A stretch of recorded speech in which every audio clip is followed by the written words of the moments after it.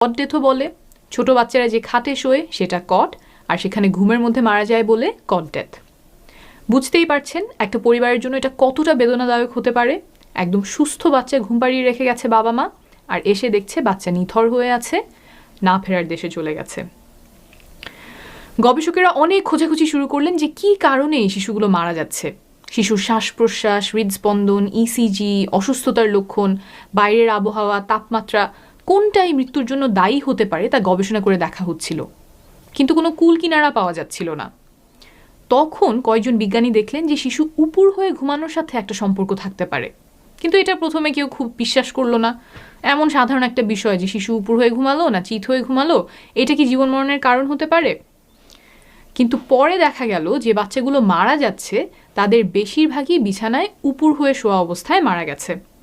অন্যদিকে যারা চিত হয়ে ঘুমায় তাদের মধ্যে মৃত্যুহার অনেক